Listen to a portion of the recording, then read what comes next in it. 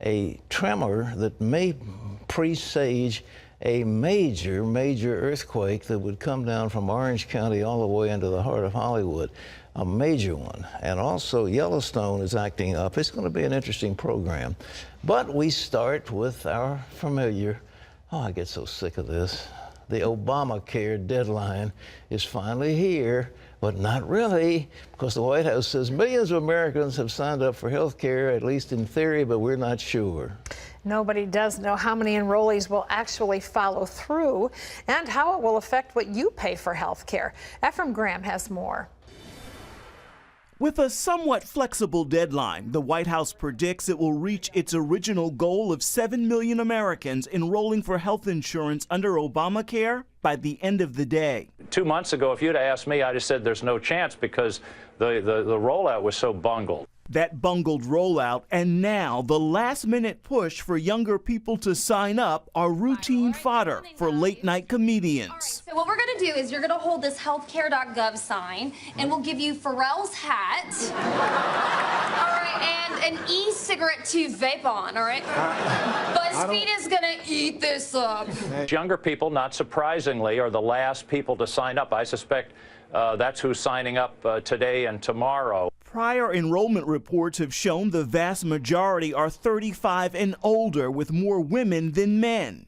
And that could lead to higher premiums next year, making the program an even harder sell for young people. It's also not known how many of those who've gotten coverage were previously uninsured. On top of that, the public remains deeply divided, with more opponents of the law than supporters. And there are still many more questions for those who lost their insurance under the Affordable Care Act because it was deemed substandard. I think they're cooking the books on this. People want to know the answers to that. They also want to know is once all this is said and done, what kind of insurance will those people actually have? Will they be able to keep the doctor that they want? How much more is it going to cost them? Ephraim Graham, CBN News.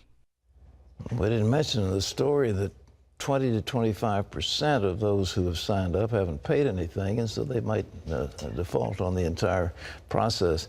Terry, this is a nightmare. It's a bureaucratic nightmare that's being imposed on us by a group of ideologues. Well, you know, the other element that was just referred to, this is even if people have signed up, even if they have paid, there's no definition yet of what the long-term aspect of this looks like. I mean, it's still there was undefined. a story the other day about a man who thought he had signed up, had actually paid, and then he got into the medical procedures that he had, and the doctor said, "Oops, I'm sorry, your health care doesn't work on this, and you owe us, you know, several $100,000. I mean, it was a pretty serious matter. Well, we have a stunning new example of government incompetence when it comes to Obamacare, and John Jessup has more on that story from CBN News Bureau in Washington. Pat, Maryland has decided to abandon its expensive state-run health care website created to comply with Obamacare. The state's health exchange site cost taxpayers more than $125 million. But the Washington Post reports the site is broken beyond repair. Maryland officials reportedly are going to use technology used in Connecticut's healthcare website instead. Other states like Oregon, Minnesota, and Hawaii have experienced major problems with their health exchanges too. The earthquakes that struck California and Yellowstone Park this weekend are sparking fears that the big one could be coming to the West Coast. Hundreds of aftershocks have rocked the Golden State since Friday when the 5.1 quake hit Los Angeles. We have a lot of cosmetic damage to structures, and we're trying to cipher through what's cosmetic and what's structural for a hazard. We first go out and assess if there's a collapse, a potential collapse, and now we're really going out and trying to do the secondary investigations. Friday night's quake centered in La Habra along the Puente Hills Thrust Fault. It stretches from Orange County to Hollywood. Experts say a major quake of magnitude 7.5 or larger along that fault could kill thousands. Meanwhile, the 4.8 quake that shook Yellowstone is the strongest since 1980. A bigger quake could have the potential to erupt the park's supervolcano, a force 2,000 times the size of Mount St. Helens. Pat, for years, experts were worried about the San Andreas fault. Now they're saying this is the big one. Exactly. That Puente fault line apparently is much more serious. The one that we've been looking at for so many years runs on the side, but this one cuts right across from Orange County right into Hollywood. And you can see where there it's the Fuente Hills. It comes right into Hollywood, right across there. San Andreas misses that. It's serious, but it's not the same kind of a fall line. But the thing, you know, I worked some years ago in Yellowstone, and we'd go out and see the guys. We'd swim in the geysers. Really? Yellowstone Lake had geysers coming up out of it. But that is the biggest active volcano, as I understand it, in the world. And if that thing decides it wants to blow, it will envelop the entire United States in ash. It can be a killer from all of our crops. I mean, it is a monstrous thing hanging over us. This was on the northern edge of Yellowstone. It was just an earthquake. It wasn't the volcano going off. But if the seismic activity is starting to stir throughout the West Coast, this is not a good thing. And ladies and gentlemen, one more time, we need to trust the Lord, because we're always on a situation where something in this moving globe we live on can break down. John? Pat, the Washington community devastated by that deadly mudslide held its first church service since the disaster struck 2 weeks ago. Oso Community Chapel is the only church in town, and its members have been working nonstop helping with relief efforts. On Sunday, they came together to worship God and to share their stories of pain, loss, and God's grace. Staff from CBN's Operation Blessing are working with the church to help those affected by the tragedy. The ministry made a cash grant to the church to help families in need, and it's giving spiritual support to victims and community leaders. Operation Blessing has also set up a communication post to help residents connect with family and friends on the internet. Pastor Gary Ray says the church hopes to be a beacon of healing to the community. We have a heart to be a blessing now to area residents. There's no way that we would be able to do that effectively were it not for the support of great partners like Operation Blessing. They have come in and came quickly, provided love and prayer, financial support, material support, have held our hands up and helped us move forward in a more organized and effective way. I appreciate the ministry very much. Meanwhile, the official death toll has risen to 18. Authorities say they've recovered more than 24 bodies, but won't add them to the official tally until a formal identification is made. 30 people are still unaccounted for.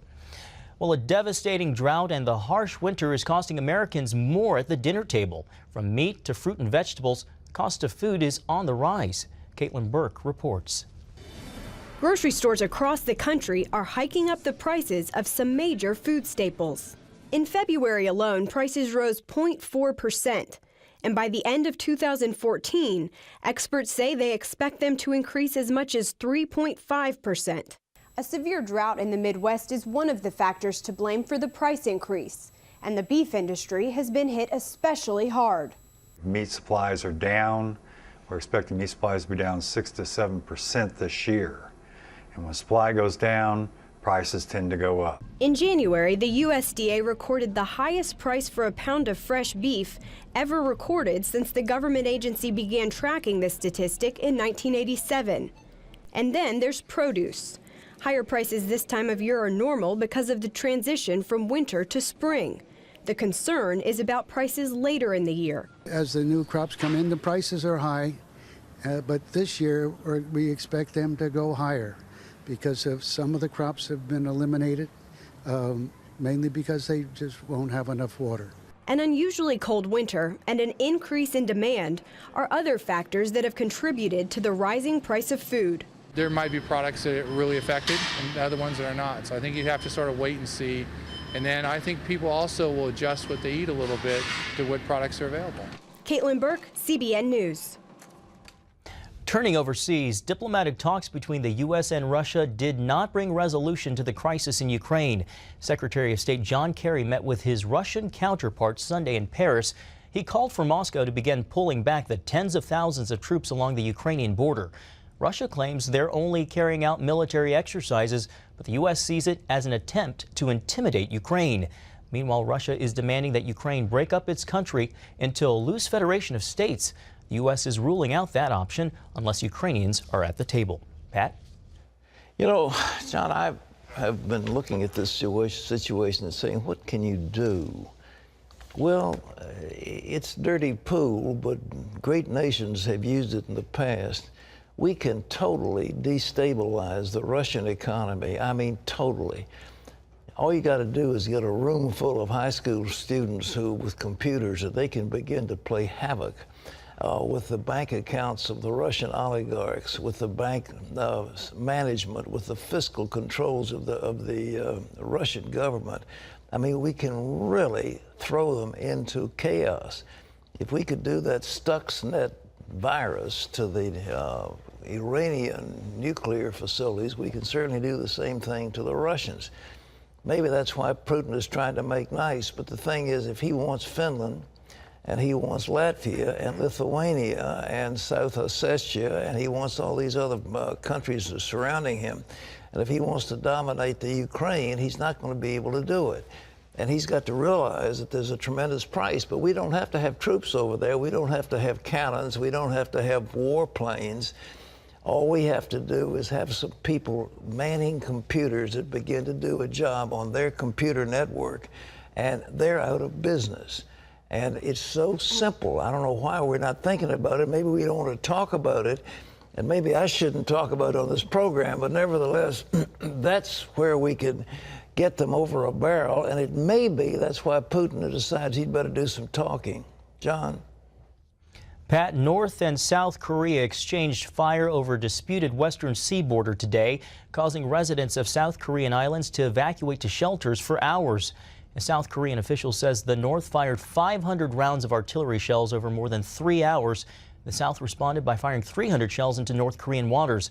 No shells from either side were fired at any land or military installations. North Korea also threatened to conduct a fourth nuclear test. Meanwhile, the U.S. and South Korea are holding joint annual military exercises.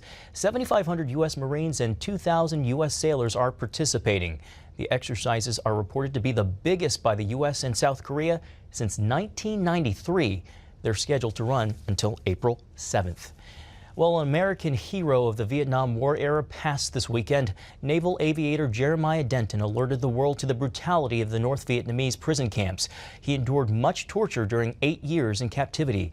His story was later depicted in the made-for-TV movie When Hell Was in Session. A practicing Catholic, Denton relied heavily on his Christian faith to survive and help other prisoners.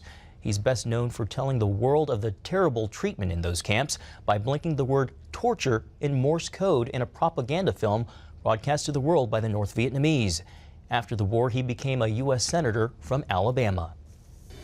Our first guest on the 700 Club today is one of the heroes of our time. Jeremiah Denton was a Navy commander when he was shot down over North Vietnam in July of 1965. For the next 7.5 years, he was a prisoner of war. After his release in 1973, he was awarded nearly every medal an American can get. He was also a supporter of and a frequent guest on the 700 Club. Jeremiah Denton was 89 years old. And Pat, I know many here join you in saluting the man Time magazine called the Admiral from Alabama. Amazing man. He worked for us for a little while as an ambassador doing some various things. And Jerry Denton was a fabulous guy. He had a wonderful sense of humor. But what those North Koreans did to him, the torture was unbelievable. I mean, the things that he endured and came through. And he was an inspiration to all of our POWs. A great man. And my heart goes out to this nation for the loss of one of his great heroes. But at 89, as I say, I was privileged. When he was in charge of the Joint Forces Command over there at Little Creek, and I forget, you know, they've got so many commands, but yes. This was one, the North Atlantic Alliance, and I had lunch with him and asked if he could come and join with a few things that I was doing, and he agreed to do so for a short period of time, and it was a great association, a wonderful man, and well, we miss him, but America has brought through some of the great heroes. These people have courage beyond anything you could conceive of. The movie Noah earned the #1 spot at the box office during opening weekend, earning an estimated $44 million in the U.S. and $33.6 million abroad. Noah is the latest faith-centric film to succeed at the box office. Others include God's Not Dead, which placed 5th in its second weekend, and Son of God, whose domestic total is at nearly $58 million since opening last month. A new Left Behind film and Exodus will be released later this year, and Heaven Is for Real will be in theaters next month, April 16th. CBN is helping provide clean drinking water around the world. According to the World Health Organization, 768 million people don't have access to clean drinking water, but CBN and its partners are working to change that. So far in 2014, CBN has built 193 wells providing clean drinking water to 75,000 people in countries like Cambodia, India, Peru, and the Philippines. CBN currently has clean water initiatives in 12 countries implemented with local staff and in-country partners. You can find out more about what CBN is doing around the world by logging on to cbn.com/international.